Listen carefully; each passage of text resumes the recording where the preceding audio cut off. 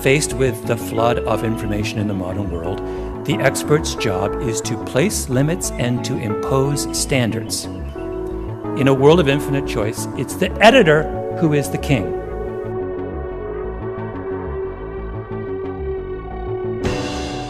And so the editor really has got to be part of the process of helping the author, who's working in pretty much in isolation, see a larger world, to give them feedback. In my experience, everyone needs an editor. This is a great cover image. Where did that come from? This image worked really nicely. First of all, it's very beautiful, and it has nice big blocky images so that when it's reduced or brought up to full scale, it can be read from far and from close. So it's a perfect, perfect image. Readers don't realize often how much they rely on these subtle clues that the typesetter gives. So it's a really fine balance between getting as much information as you can in the book on a certain number of pages, as well as making it accessible and so it has a flow and is easy to follow along. And it has sold 4,465 copies so far, and it's reprinting even as we speak. It's back-ordered both in the US and in our UK office.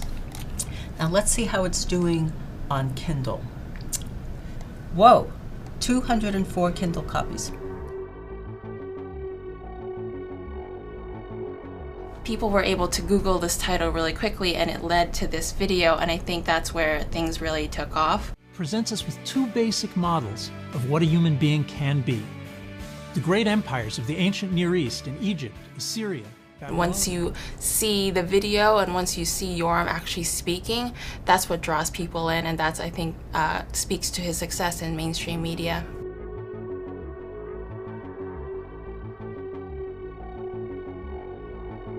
They needed someone who had their mind around all of that complexity and context to all that different world, to take what mattered and to construct some kind of reasonable narrative. I think our main job with the Journal of Chemical Physics is really for the journal to address the community as it's becoming. It's no longer the community that it was back in 1933. We were founded to publish print journals. Things have changed. Yeah, I'll give you one figure. Here's in the first volume, it published 122 articles, and last year we published nearly 3,000 articles in the journal. So the whole size and scale of the operation has really grown out of all recognition. We released something called the Editor's Choice, and which is a nice cross-section of what the journal has to offer in terms of, you know, biochemical physics or surface physics or other aspects, other sections of the work. And so the editors choose what they see as representative. Nothing is more important than this issue of editing. Someone to act as a gatekeeper and a tastemaker. Who likes that one the most? So we have 8 people who like number 1 the most.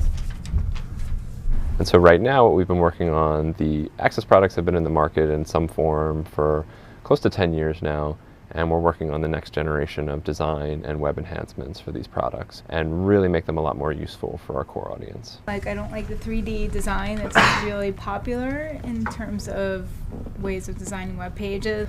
One of the things that you've been pushing for a lot has been depth and also flow.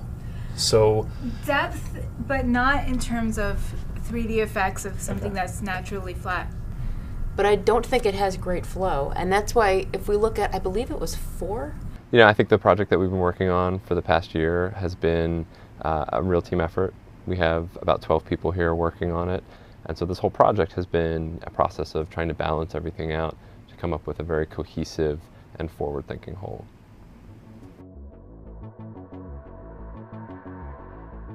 We're perhaps in a period of creative chaos. Lots and lots of things are possible. What will shake out in the end as viable? There's a big difference between possibility and viability. Don't give me more, Give me less and make it good, and you'll be in business forever.